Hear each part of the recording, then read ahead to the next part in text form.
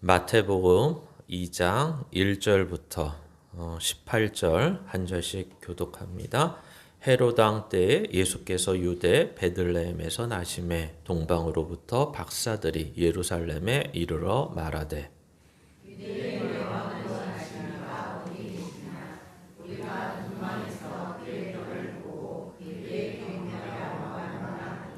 헤롯 왕과 온 예루살렘이 듣고 소동한지라.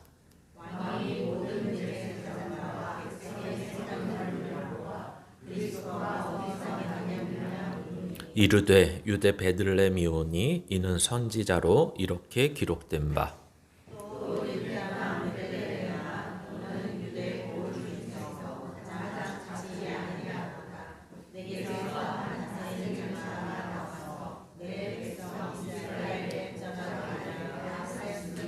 이에 헤롯이 가만히 박사들을 불러 별이 나타난 때를 자세히 묻고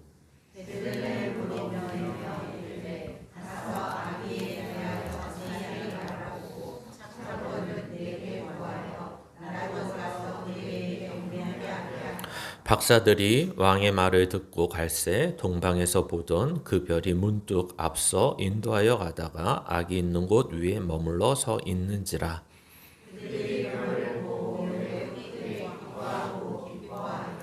집에 들어가 아기와 그의 어머니 마리아가 함께 있는 것을 보고 엎드려 아기께 경배하고 보배함을 열어 황금과 유황과 모략을 예물로 드리니라.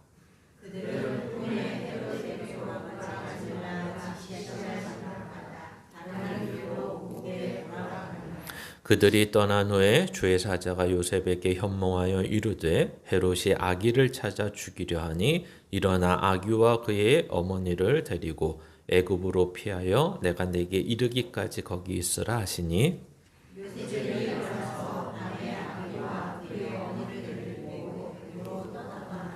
헤롯이 죽기까지 거기 있었으니 이는 주께서 선지자를 통하여 말씀하신 바 애굽으로부터 내 아들을 불렀다함을 이루려 하심이라.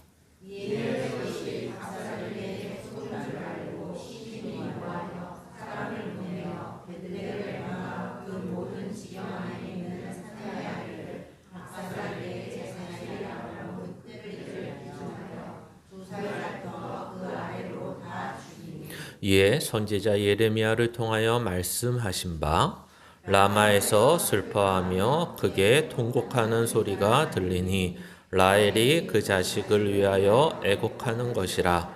그가 자식이 없으므로 위로받기를 거절하였도다 함이 이루어졌느니라. 아멘.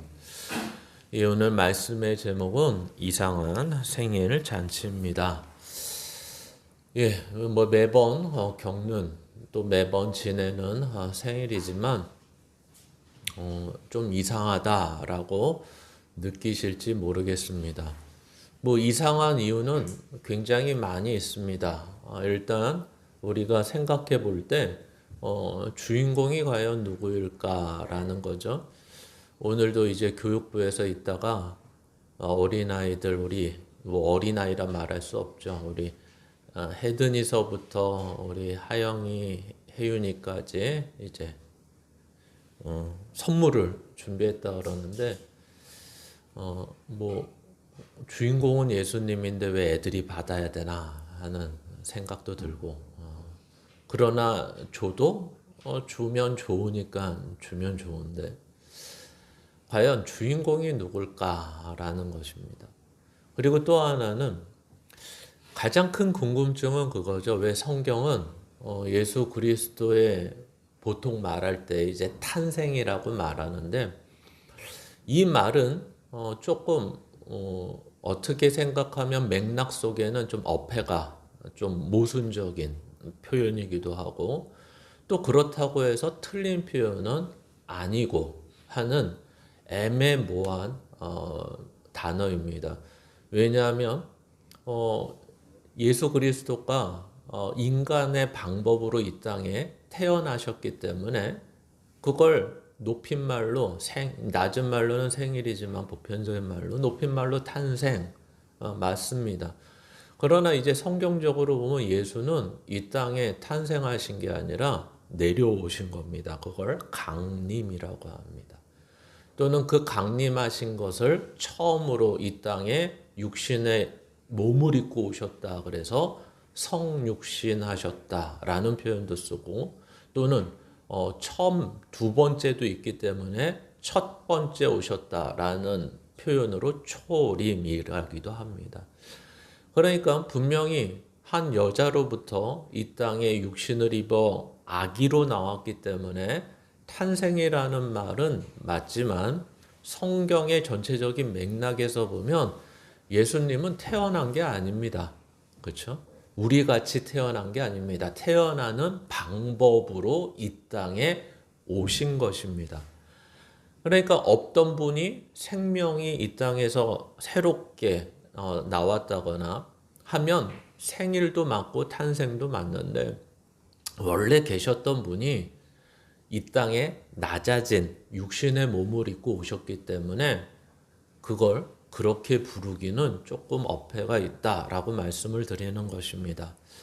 이제 중요한 건 뭐라고 표현하느냐도 중요할 수 있지만 뭐 그렇게 중요하진 않는데, 중요한 것은 왜 이 땅에 오셨느냐가 훨씬 중요할 것이고, 그리고 이 땅에 왜 인간의 몸으로 오셔야만 했는가도 중요할 것이고, 또 그냥 어떤 신적인 요소를 발휘해서 하늘로부터, 예를 들면 재림하실 때 이제 구름을 타고 오시고 많은 사람들이 볼 수 있도록 하늘에서부터 내려오신다.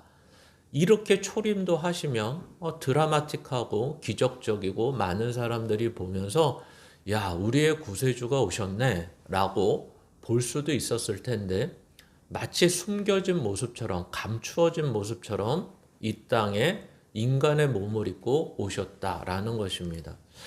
그래서 하나님이라는 측면, 예수 그리스도라는 측면에서, 신이라는 측면에서 보면 신학적으로 이러한 육신을 입고 오셨다, 성육신하셨다는 말은 비하라는, 낮고 천하다라는 말로 설명을 합니다.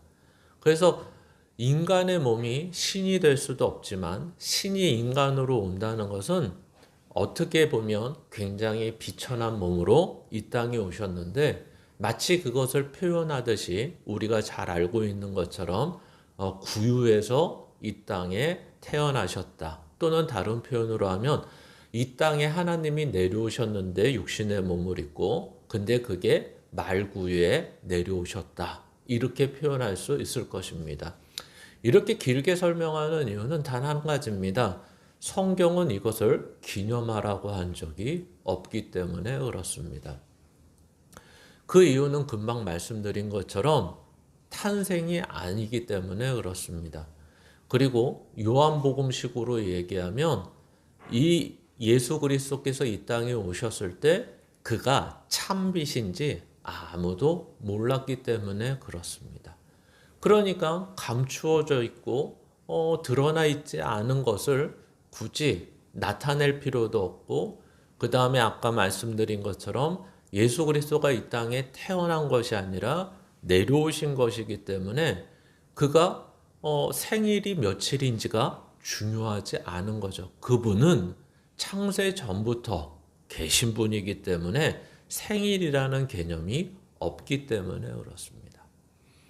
그러니까 인간이 만드는 거죠. 그래서 우리가 잘 아는 것처럼 왜 성경은 기념하라 그러지 않았는데 왜 이날을 지키고, 우리도 평일인데 그러나 휴일이기 때문에 나올 수 있는 이날이 왜 기념을 해야 되느냐 굳이 그랬을 때, 이것은 뭐 유래에 따르면 이라고밖에 설명을 못합니다. 그러니까 성탄절이라는 것은 아까 말씀드린 성경이 기념하라든지 직접적인 우리들의 입장에서 생일이지 예수님의 생일이라고 말할 수 없기 때문에 그렇죠. 나중에 보면 연도로 봐도 우리가 뭐 주전, 주후라고 해서 뭐 비포 크라이스트 해가지고 예수 그리스도 탄생 이전을 기원전, 주전이라고 말하고, 예수 그리스도의 탄생 이후를 기원후라고 얘기한다고 하지만 유래가, 또는 또 이 12월 25일이 왜 12월 25일이나 했을 때 이제 로마에 이제 기독교를 공교회로 삼았을 때 이제 하도 태양신 숭배가 이날 이루어졌기 때문에, 즉 이방인들 이교도 신의 축제가 일어났기 때문에 그 축제를 대신하여 기독교에서는 성탄절로 대치했다 정도로 그 유래를 말합니다. 그러니까 이거는 성경이 언제 태어났는지도 말하지 않고 이 유래조차도 그냥 구별하기 위해서, 이교도의 신앙과 구별하기 위해서 있는 것이고, 이런 부정적인 측면이 훨씬 많은데도 불구하고 왜 교회에서는 이것을 지킬까라고 했을 때 예수 그리스도를 다시 한번 묵상하며 생각하자는 의미에서 이 날이 있는 것입니다. 그러니까 아까 말씀드린 헤롯 왕이 오늘 본문에 등장하는데, 헤롯 왕은 역사적 인물이고 기록이 되어 있는 인물입니다. 즉 다시 말하면 주전, 기원전 4년경에 사망을 했던 사람입니다. 그러니까 이 주전이나 기원전, 기원후라는 말이 딱 떨어지는 것도 아닌 거죠. 그러니까 예수 그리스도가 주후 1년에 오셨다가 아니라 보통 맥시멈으로 잡아도 주전 4년 정도에 오셨다. 왜냐하면 그때 이 헤롯 왕이 죽었기 때문에 그렇습니다.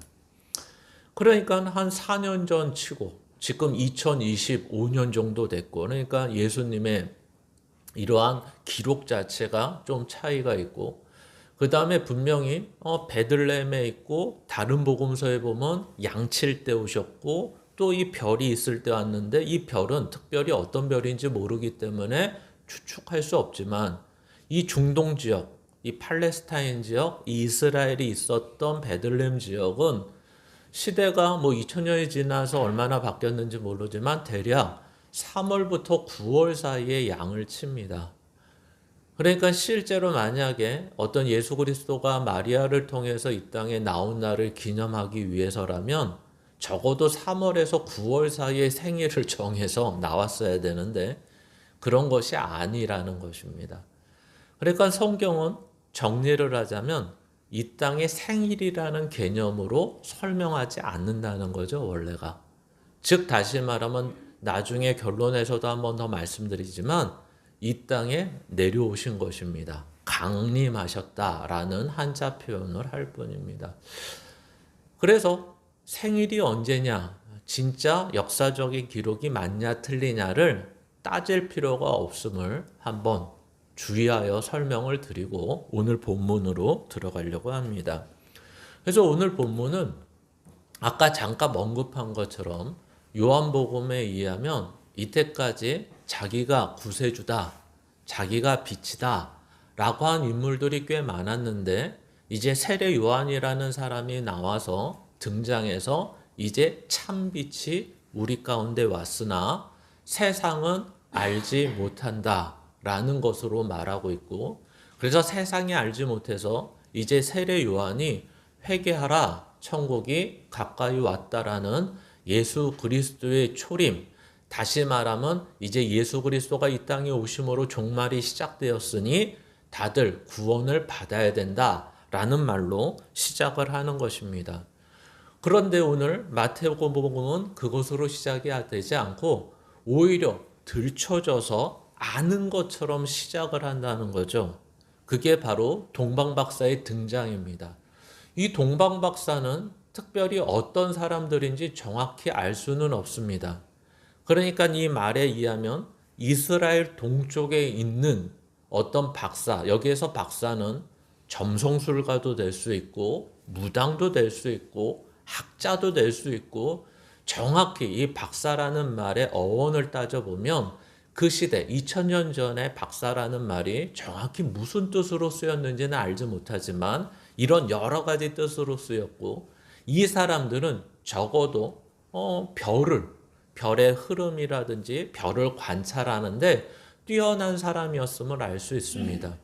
근데 하필이면 이 별을 보면서 어떻게 예수 그리스도 구세주를 생각할 수 있을까라고 했을 때 우리는 이스라엘 역사를 통해서 이스라엘 동쪽에 있는 박사들, 점성술가라고 친다면 이 사람들은 아마도 북이스라엘이 멸망하고 남유다가 멸망했을 때 바벨론이나 페르시아에 포로로 끌려간 사람들이 계속해서 그 지역에서 남아서 이 유대인인데도 불구하고 포로 귀환 때 돌아오지 못하고 페르시아나 바벨론 지역에서 계속해서 살았던 사람들이고, 그 지역에서 이제 메시아라는 말씀은 계속 가족을 통해서 들었고, 또 이들의 과학 문명이 발달하다 보니까 이 별을 볼 수 있었던 것 아닌가 추측을 하는 것입니다.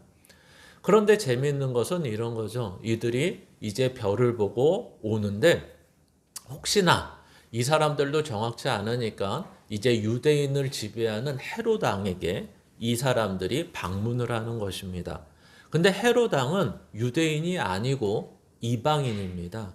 그러니까 헤롯 왕이 유대인이었으면 정확히 알 텐데 정확히 이방인이었기 때문에 그는 이제 대제사장과 서기관들, 유대인들의 종교 지도자들을 불러서 도대체 이 동방박사가 얘기하는 게 뭐냐라는 것을 역사적으로 또 성경적으로 구체적으로 묻게 되는 것입니다. 그래서 물었더니 이 대제사장과 종교 지도자들이 뭐라고 얘기하냐면 바로 구세주라고 얘기하는 거죠. 즉, 이 헤롯 왕이 들을 때는 어떻게 이해가 되냐면, 내가 유대인의 왕으로 로마 정부로부터 인정을 받아서 통치를 하고 있는데, 이 구원자가 오면 이 헤롯 왕의 머리에는 유대인의 왕이 등장한다라는 인식을 갖게 되는 것입니다. 그래서 유대인의 왕이 이제 성경이 말한, 그들 이스라엘 역사에서 말한 내용처럼 그대로 등장을 하고 이 땅 가운데 태어난다면, 그 사람은 누구냐면 바로 내 권력, 내 왕의 자리를 빼앗을 자이기 때문에 오늘 이 내용이 기록되어 있는 것입니다. 그래서 분명하게 그 구원자가 어떤 구원자냐라고 했을 때 그리스도다. 즉 다시 말해서 하나님으로부터 기름 부음을 받은 자다라고 표현을 하고 있는데도 불구하고, 우리가 잘 알다시피 구약에서 기름 부음을 받는 사역자는 왕, 선지자, 제사장 정도가 이제 하나님의 기름 부음을 받아서 임명이 되는 자들입니다. 근데 헤롯 왕은 그 중에서 왕이라는 의미를 마음속에 새기게 되는 것이죠. 그러면서 동방 박사들은 그러한 얘기를 다 듣고 이제 다시 한번 별을 따라 가다가 별이 멈췄고 이제 베들레헴이라는 동네의 한 마을 구역 가운데 도착하게 되는 것입니다. 그래서 이것도 이미 예언이 되어 있는 거죠. 아까 우리가 성시교독에서 읽었던 것처럼 베들레헴 아브라다야라고 말하는 아브라다야는 베들레헴에 있는 한 마을을 설명하는 것이 아니라, 아브라다는 그 베들레헴의 옛 명칭을 말하는 것입니다. 그래서 이렇게 같이 통용돼서 썼다 이렇게 의미하는 것이고, 이제 예언에 있는 것처럼, 선지자들의 예언에 있는 것처럼 베들레헴에 멈췄고 이제 우리가 잘 알고 있는 세 가지 예물을 드리게 되는 것입니다. 그러나 그때 이제 주의 사자가 나타났고, 이제 이 소식을 헤롯 왕에게 전하지 말라. 왜 전하지 말라면, 그는 이렇게 구원자 그리스도가 나면 경배한다라는 거짓말이고 그를 죽이려고 한다는 것을 이 동방 박사들한테 가르쳐줬고, 이제 그 예물을 바친 동방 박사들이 다시 자기의 지역으로 돌아간다는 것으로 1절에서부터 12절이 마무리되는 것입니다. 그래서 13절부터 다음 장으로 넘어가시면 이렇게 되는 거죠. 이 장이 어떻게 보면 좀 어려운 장이고 어떻게 보면 우리가 잘 쉽게 이해할 수 있는 장입니다. 이 오늘의 이 12절부터 13절부터 18절의 내용은 어떻게 보면 참혹한 현장을 설명을 합니다. 이제 헤롯이 이 동방 박사들이 자기 나라로 돌아갔고 자기한테 알려주지 않은 것으로 인해서 정확히 누구인지를 모르는 거죠. 그러다 보니까 베들레헴을 위시해서 반경 뭐 2km가 됐든 3km가 됐든 주변 지역에 2살 이하의 아이들을 다 죽이라는 명령을 하는 것입니다. 근데 성경은 여기에다 대고서 너무나 참혹하다. 헤롯의 성격이 괴팍하다. 너무나 그렇다. 또는 이러한 내용들이 어떤 의미다라고 설명을 하지 않고 오늘 이것이 이제 애굽으로 그 죽음을 피해서 그러니까 원래 우리가 생각하면 그리스도가 나왔으면 그 그리스도가 이 죽음을 명쾌해 줘야 된다라고 생각하는데 그렇지 않고 오히려 많은 수의 어린 아기 2살 이하의 아이들이 죽게 납두고 오히려 이 예수 그리스도는 구원자는 애굽으로 피신을 하게 된다는 것입니다. 근데 신기하게도 이 애굽으로 피신하는 이 모습을 보면서 호세아서의 예를 들면서 이것은 이미 예언서에 기록된 이야기다라고 설명하고 있는 것입니다. 즉 다시 말하면 이 내용은 애굽으로 피신하는 것이 예언돼 있다라는 말이 아니고 또는 이 예수 그리스도가 탄생함으로 인해서 이 많은 아기들이 죽을 거라는 것을 예언하는 게 아닙니다. 우리가 이제 호세아서라는 것을 아시다시피 호세아서는 어떤 책입니까? 참으로 애매모호한 책입니다. 애매모호한 책이라는 게 뭐죠? 이스라엘 역사, 하나님의 역사를 말을 하는데 하나님의 역사적 관점에서 이야기하지 않고 한 가정의 이야기로서 설명한다는 것입니다. 즉 호세아라는 사람이 있고 고멜이라는 여자가 있는데 하나님이 이 고멜이라는 여자와 결혼을 하게 했고 이 고멜이라는 여자는 호세아와 결혼하여 아이를 3명이나 낳았는데도 이 가정을 떠나서 좀 음란한 생활을 하고 번잡한 생활을 합니다. 근데 이 여자가 다시 호세아의 가정에 들어왔는데도 불구하고 이 여자를 다시 한번 받아주라 라고 말하는 내용이 바로 호세아의 내용입니다. 그러면서 무슨 내용을 말씀하시죠? 바로 이러한 고멜과 같은 여자의 모습이 바로 이스라엘의 모습이고 그 다음에 호세아와 같은 모습이 하나님의 마음이다. 이렇게 이야기하는 것입니다. 그러니까 이 내용은 굉장히 어렵죠. 왜냐하면 호세아서는 이 가정의 얘기를 전제를 하면서 계속해서 호세아 선지자가 이스라엘에게 얘기하는 건 뭐냐면 회개를 촉구합니다. 그러나 우리가 알다시피 이스라엘은 회개하지 않습니다. 이것이 가장 어려운 점이죠. 그러면 하나님은 어떻게 해야 되냐면 회개를 촉구했는데 회개하지 않는 이스라엘을 쳐서 없애야 되는데 그러지 않으시고 아까 이미 언급한 대로 고멜이라는 여자를 호세아가 다시 한번 받아들이는 것처럼 하나님은 그들을 다시 한번 회복시키겠다라고 말씀하고 계시는 것입니다. 그 죄의 문제에 대해서는 용서하지는 못하지만 그 이스라엘에 대해서는 버리지 않겠다는 굉장히 어정쩡한 내용으로서 호세아서가 진행되고 있는데 오늘 본문은 이 애굽이라는 것에 있는 것입니다. 여러분 애굽을 생각하면 어떤 생각이 드십니까? 많은 생각이 드시겠지만 출애굽이 가장 큰 사건일 것입니다. 여러분 이스라엘 백성이 400년 동안 애굽에서 노예 생활을 하면서 하나님을 구했을까요? 안 구했을까요? 이 어려움에 대해서 하나님 보고 구원해 달라고 그랬을까요? 안 그랬을까요? 성경은 그들이 구원해 달라는 말을 한 적이 없다라고 얘기하고 하나님의 전적인 은혜로 그들을 구원하게 되었다라고 말합니다. 즉 다시 말하면 이런 거죠. 호세아서의 이야기를 생각해 보시고 애굽의 이야기를 생각해 보십시오. 거기다가 애굽의 출애굽 이후에 가장 큰 사건은 아마 금송아지 사건일 것입니다. 금송아지 사건은 어떤 거죠? 홍해를 건너고 이제 시내산에 머무르게 됐고 시내산에 머무른 이유는 무엇입니까? 하나님이 모세를 통해서 십계명, 율법을 주기 위함입니다. 그러나 오랫동안 내려오지 않으니까 이 이스라엘 사람들이 마치 이집트에서 한 모습들을 그대로 베껴와서 각자의 금은 부속을 다 녹여서 금송아지를 하나 만들고 금송아지를 보고 우리의 하나님이라고 말했을 때 하나님은 거기에 대해서 굉장히 노하십니다. 그리고 이들을 죽이려고 하시죠. 그랬더니 모세가 하는 말이 뭐죠? 나를 생명책에서 지우는 한이 있더라도 이들을 살려달라고 합니다.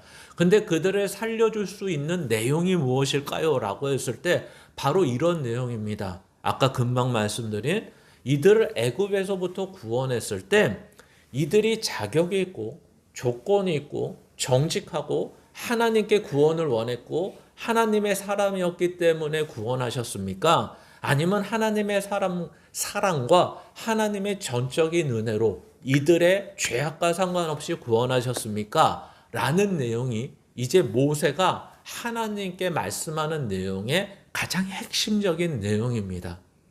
즉 다시 말하면 이들이 우상을 섬긴다 그래서 버릴 이유가 있습니까? 애초부터 이들은 하나님을 몰랐던 자들이고 오직 하나님의 은혜와 사랑으로서 구원받은 자들인데 지금 와서 이들이 아직 율법이 주어지지 않았는데도 불구하고 우상을 만들어서 하나님이라고 우상을처럼 만들었다 그래서 죽일 필요가 있습니까가 바로 여기에 핵심적인 내용이라는 것입니다. 이 내용을 이 예수 그리스도의 애굽 얘기를 첨가해서 그것을 모티브로 해서 말하고자 하는 것입니다. 말이 더 어렵죠. 근데 이게 무슨 얘기냐면 쉽게 얘기하면 이거죠. 애굽으로 피신한다는 내용이 예언에 있는 게 아니라 애굽에 피신한 것을 통해서 이 이스라엘 백성들이 애굽에서 호세아서에서 얘기하는 이 애굽이라는 개념이 무엇인지를 상기시켜 주는 것입니다. 그러니까 애굽에서 있었던 전체적인 내용을 이 예언이 한 문장만 들여서 상기시켜 주는 겁니다. 그러니까 우리는 마치 일제강점기가 있으면 30여 년의 일제강점기와 독립과 이러한 것들을 다 일제강점기 그러면 그때 핍박과 억압과 나라를 빼앗긴 것만 생각하지 않고 이 통틀어 생각하는 것처럼 성경은 이것이 예언되어 있다라는 말은 이 애굽이라는 것을 지금 제가 말씀드린 것처럼 통틀어서 설명하고 있는 개념인 것입니다. 그러니까 이 내용은 뭐가 될까요? 이들이 지금 구원을 받는 것, 예수 그리스도가 이 땅에 육신의 몸을 입고 오는 것은 우리가 이미 마태복음 1장 21절에 말씀하신 것처럼 이 이름을 예수하라. 그가 자기 백성을 구원할 것이다. 라고 우리는 알고 있습니다. 그렇죠? 즉 다시 말하면 애굽에서 하나님이 그들의 죄 가운데서 하나님을 찾지 않았는데도 불구하고 이스라엘을 선택하시고 구원하신 것처럼 이 예수가 바로 너희들을 구원할 자임이 예언되어 있는 자다. 이것을 호세아서에서 설명을 하고 있는 것입니다. 그래서 이제 더 나중에는 이것을 확증하기 위해서 어떤 죄소부터 구원한다는 그 예수가 도대체 어떤 일을 하시는 건가가 바로 예레미야 선지자의 마지막 새 언약의 그 예언이 되는 것입니다. 그 새 언약의 예언이 뭐죠? 18절 한번 보시겠습니다. 오늘 마지막 절 같이 읽습니다. 시작. 라마에서 슬퍼하며 크게 통곡하는 소리가 들리니 라헬이 그 자식을 위하여 애곡하는 것이라. 그가 자식이 없으므로 위로받기를 거절하였도다 함이 이루어졌느니라. 아멘. 여기에서 라헬이 등장하고 라마가 등장하는 이유는 우리가 잘 알다시피 라마는 사무엘상에 비우면 사무엘 선지자가 항상 있었던 곳입니다. 그러나 여기에서는 그것을 의미하는 것이 아니라 이제 라헬이라는 말을 들추면서 이제 라헬 그러면 또 뭐가 생각나십니까?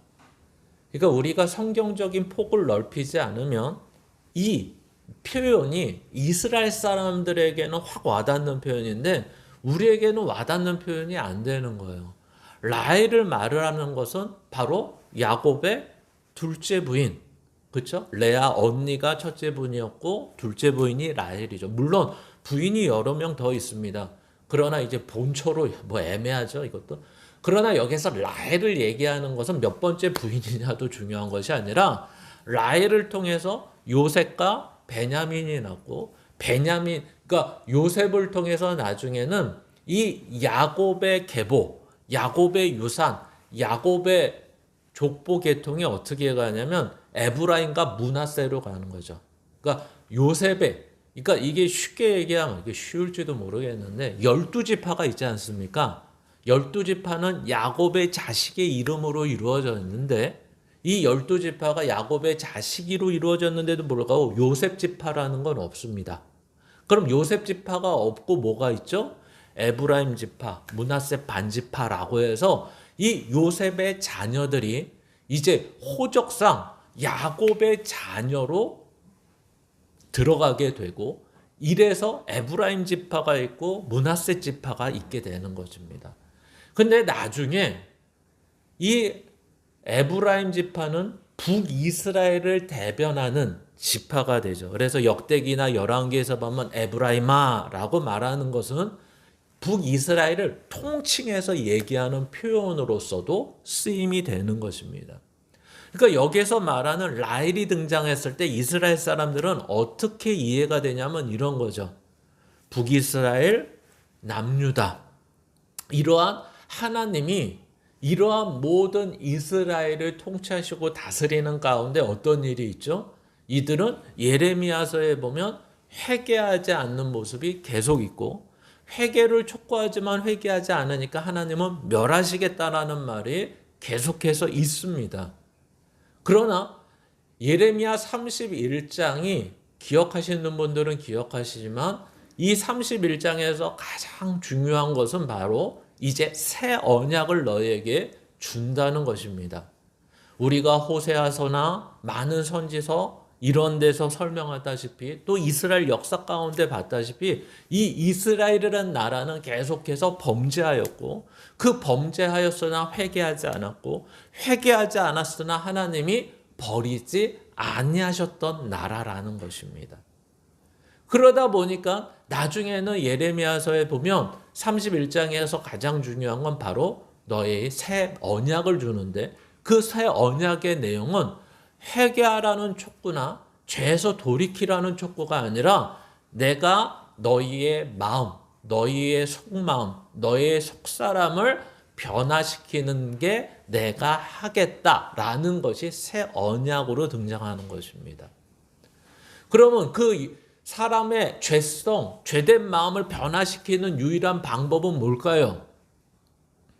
계속해서 회개를 촉구하는 걸까요? 그러지 않습니다. 바로 이 예언이 바로 예수 그리스도를 지칭한다. 이렇게 설명하는 것입니다. 즉 이것을 종합하면 이런 거죠. 예수 그리스도가 우리 가운데 왜 오셨냐? 우리의 속사람을 변화시키러 오셨다. 이 속사람, 우리의 마음, 이 속사람이 변화되지 않는 한 우리들은 계속해서 반복할 수밖에 없는 게 뭐예요? 이스라엘과 같은 모습이라는 거예요. 죄를 짓고 어느 때는 회개하고 돌이키는 것 같지만 또 조금만 지나고 보면 또 죄 가운데 있고, 어느 때 가면 아예 우린 그냥 죄 가운데 살 테니까 내버려 두세요까지 간다라는 것입니다. 이것은 도통 인간에게 그 회개를 촉구하여 돌이키고 하나님만을 섬기게 한다는 것은 불가능한 것이다라는 거죠. 이거는 죽었다 깨나도 되지 않는 일. 근데 하나님은 이 하나님의 백성을 구원하시기로 이미 계획하시고 작정하셨던 분이라는 것입니다.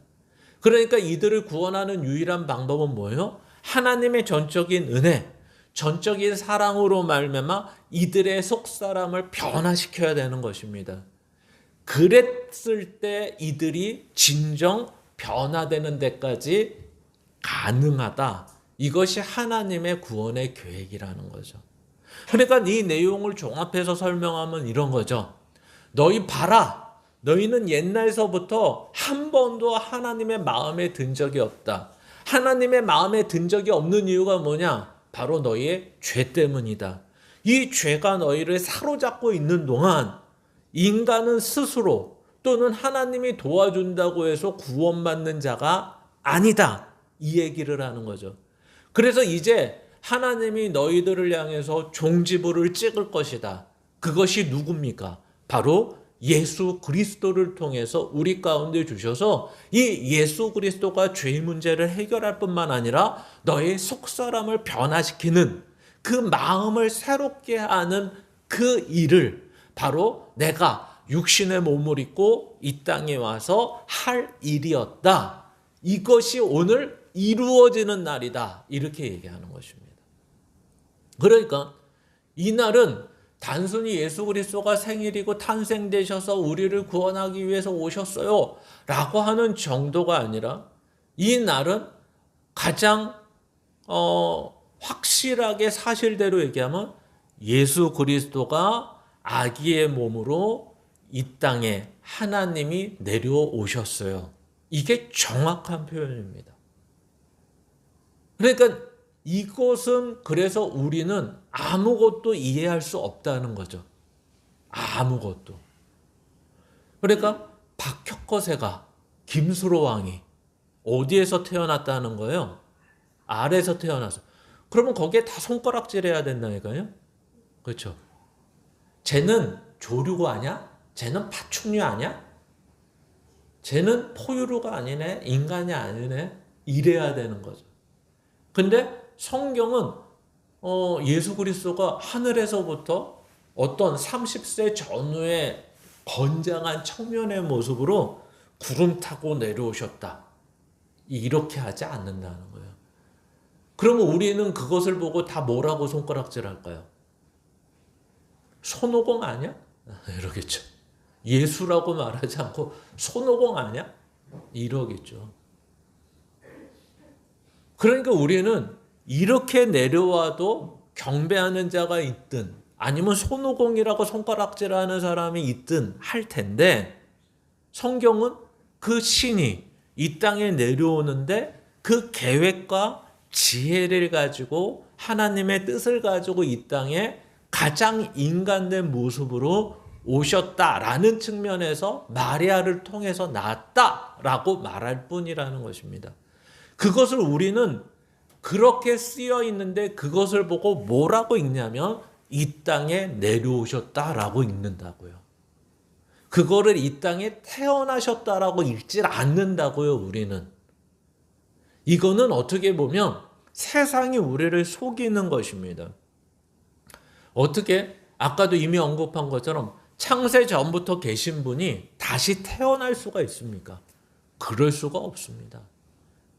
이 땅에 내려오신 것입니다. 그래서 성경은 우리가 잘 아는 표현 중에 낮고 천한 곳에 이 땅에 오셨다라고 그래서 표현하는 것입니다. 말구유가 더럽다, 가난했다, 비천했다, 그래서 낮고 천하다라고 말하는 것이 아니라 이미 육신을 입고 이 땅에 하나님이 오신 것 자체가, 하나님이면 원래 어떻게 오셔야 된다고요? 거룩하고 영광의 모습으로 이 땅에 등장하셔야 된다고요. 그러나 인간을 살리기 위해 그 속사람과 그 마음을 새롭게 하기 위해 하나님은 하나님만이 하실 수 있는 것을 하시기 위해 이 땅에 육신의 몸을 입고 오셨다라는 것을 기억하셔야 된다고요. 예수 그리스도의 생일이십니다. 짝짝짝. 이거는 교회에서 하면 안 되는 일이라고요. 이러면 이단이 될까요? 남들 다 하는데. 그렇죠? 예, 할 수 있습니다. 짝짝짝. 그런데 그 짝짝짝 속에는 생일 축하합니다가 아니라 이 땅에 우리를 위해서 내려오셨습니다. 라고 생각할 수 있으셔야 된다고요. 그래서 그는 인간으로 오셨을 뿐이지 우리 같은 인간이라고 말할 수 없는 것입니다. 그래서 예수 그리스도를 표현할 때 두 가지를 꼭 같이 표현하는 거죠. 그는 참신, 참 하나님이시면서 그는 참 인간이십니다. 이게 완벽한 표현이지, 그가 성육신하셨다 그래서 인간만의 모습이 있다 그러면 그것은 말이 안 되는 것입니다. 그래서 우리는 오늘 내용을 보시면서 얼마나 이해했는지 모르겠지만 그래서 우리가 항상 이야기한 것처럼 오늘 본문에 예수 그리스도의 이 땅에 오심으로 인해서 어떤 일이 벌어지죠? 가장 첫 번째 일은 주변에 2살 이하의 아기들이 죽는다는 것입니다. 그러면 그것을 왜 내버려 두냐라고 했을 때 성경은 이것을 설명하려는 거죠. 우리가 전에도 듣다시피 이 아기들도 죄인이기 때문에 그렇다. 이것입니다.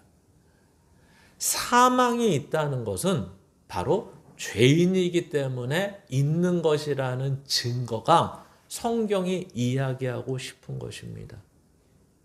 그러니까 이것은 단순히 이 땅에 태어나서 자라다 보니까 때가 묻고 자라다 보니까 누구는 범죄를 많이 저질러서 죄인이 되는 것이 아니라 인간은 태어나면서부터 죄인이라는 것을 성경이 이야기하고 싶은 것이고, 이 아기들도 죽는다는 것은 결국 이 아기들도 예수 그리스도가 필요하다는 그 당위성을 설명하기 위해서 등장하는 것입니다.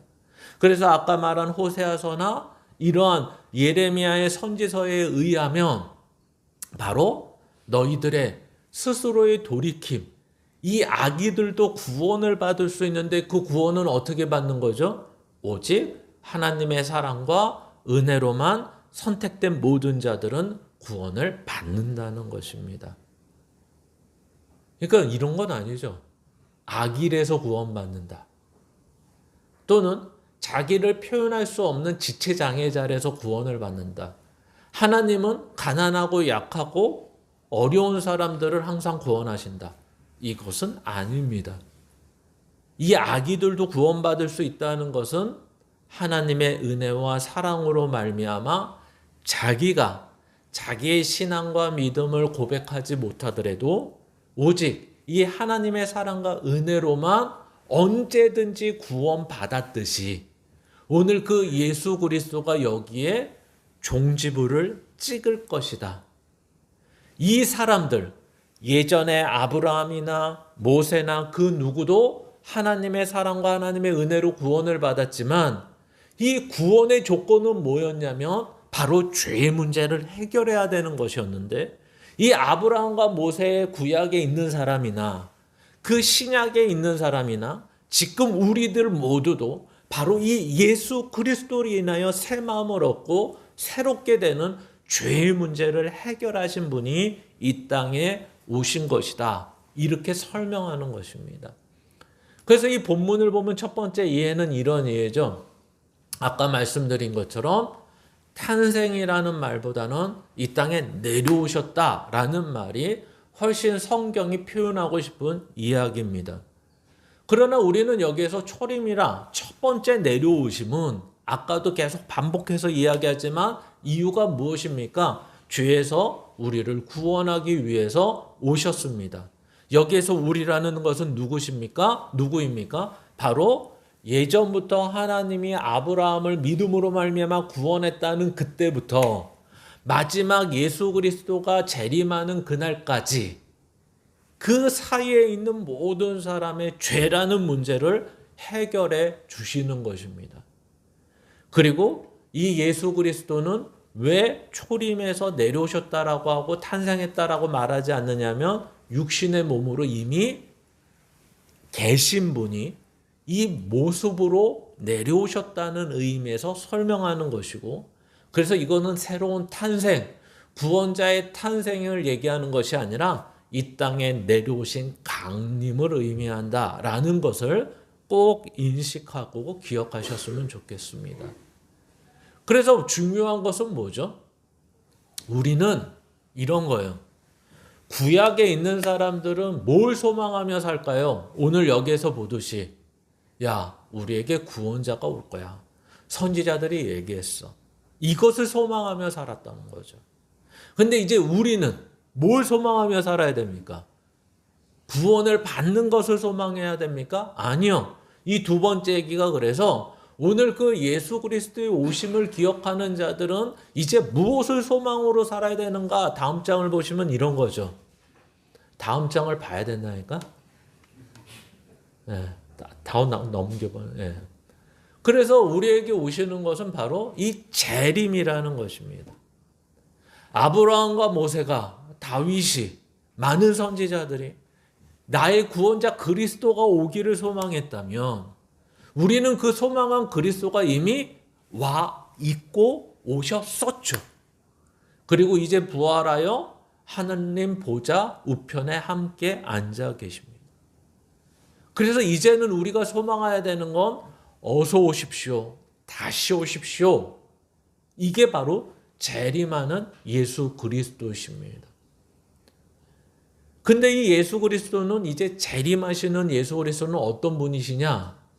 바로 구원이 아닌 심판의 주로 오시는 것입니다. 그래서 우리가 읽지는 않겠지만 마태복음 21장 31절 이후의 내용이 보통 최후의 심판의 내용이라고 설명을 하는데 인자가 이곳에 다시 오시는 그날에 마치 양과 염소를 나누듯이 모든 것을 심판하러 오시는 그날이 있을 것이고 그날에는 더 이상 구원이 없다라고 선포하는 것입니다.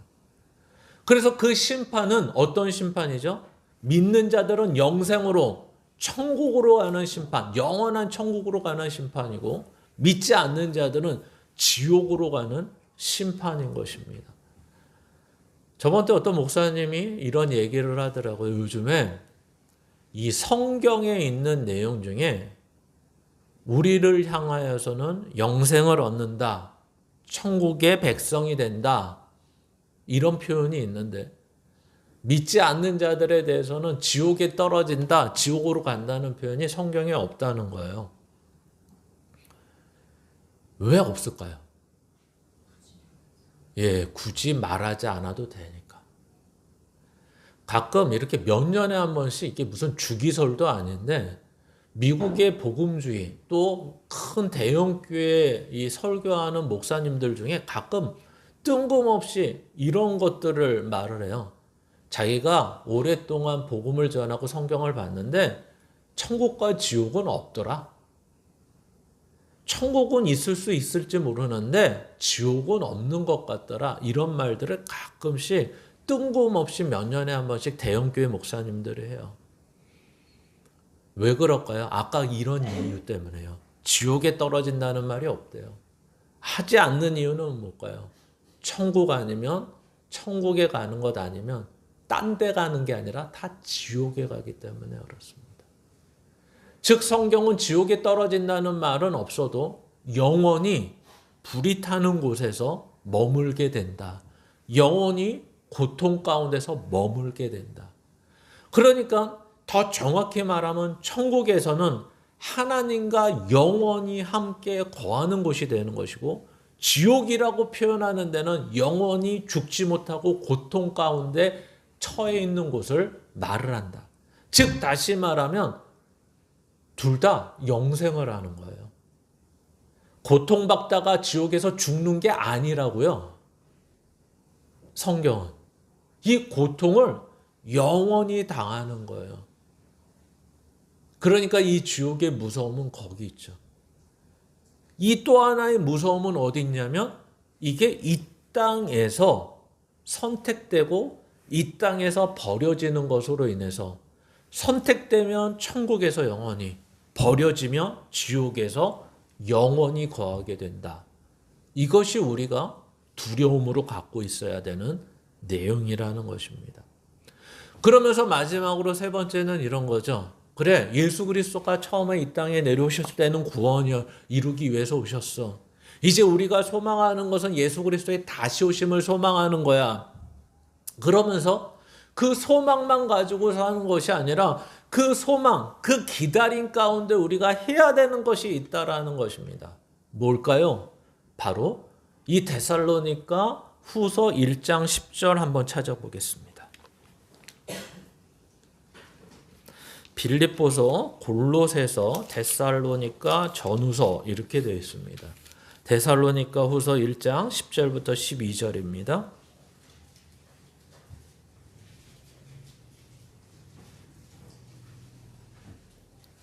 데살로니가 후서 1장 10절부터 12절 우리 함께 한 목소리로 읽겠습니다. 그날에 그가 강림하사 그의 성도들에게서 영광을 받으시고 모든 믿는 자들에게서 놀랍게 여김을 얻으시니 이는 우리의 증거가 너희에게 믿어졌음이라. 이러므로 우리도 항상 너희를 위하여 기도함은 우리 하나님이 너희를 그 부르심에 합당한 자로 여기시고 모든 선을 기뻐함과 믿음의 역사를 능력으로 이루게 하시고 우리 하나님과 주 예수 그리스도의 은혜대로 우리 주 예수의 이름이 너희 가운데서 영광을 받으시고 너희도 그 안에서 영광을 받게 하려 함이라. 아멘. 이 말이 특별히 11절의 말이 뭘까요? 너희를 위해서 기도한대요. 야, 너희가 심판의 날에 천국에 가기 위해서 기도할까요? 아니요. 이것은 항상 말씀드렸다시피 예수 그리스도의 초림으로 인해서 이미 얻은 자들이 많이 있다라는 것입니다. 하나님의 은혜와 사랑으로 인해서 천국 가는 걸 얻은 자들이 많은데 성경은 이 재림을 기다리는 자들에게 이것으로 얻었으니 끝났고 기다렸다가 천국 가라 이러지 않고 항상 우리가 아는 것처럼 여기서는 이렇게 표현하는 거예요. 그 부르심에 합당한 자로 여기시고 모든 선을 기뻐함과 믿음의 역사를 능력으로 이루게 하시고, 즉 다시 말하면 완성을 위해 가라는 거예요. 믿음의 완성을 위해 가고 하나님을 기뻐하는 자로 이 땅에서 사는데 최선을 다하며 살라고 이야기하는 거예요. 그래서 이 데살로니가 후서를 기록한 사람이 너희를 위해서 기도를 하는 거죠. 그러니까 너희가 구원받기 위해서 기도하는 것이 아니라 구원받은 자가 이 땅에서도 한마디로 얘기하면 천국을 누리며 살기를 위해서 기도하고 있고, 그 천국을 누리며 살기를 위해서 기도하는 자의 내용이 뭐냐면 뭘 채워가야 되냐면 하나님을 기뻐하는 것과 내가 믿음으로 완성되어 가는 것에 애쓰고 힘쓰며 사는 것을 이 가운데서 하라고 말씀하시는 것입니다. 그러니까 우리는 이제 예수 그리스도의 오심을 촛불 켜놓고 박수 치면서 기뻐하는 정도로 끝나면 안 되고, 이 기쁨을 가지고 이제는 우리에게 허락된 모든 날들을 합당하고 부르심에 합당하고 그리고 이제는 믿음의 선한 싸움을 받으며 그 하나님의 능력으로 믿음의 완성을 위해서 나아가야 된다라는 것입니다. 그래서 이 번역은 이 개역개정판 번역보다 새 번역 버전을 보시면 더 확실하게 우리 가운데 눈에 들어올 것입니다. 그래서 이제 우리는 이제 그냥 소망이 아니라 그 소망이 우리의 현실 속에서 완성되며 기뻐함으로 함께 가는 소망이 되어야 됨을 이 예수 그리스도가 이 땅에 오심으로 우리 가운데 허락된 것임을 알고 살아가는 저와 여러분의 삶이 되시기를 주님의 이름으로 축원합니다.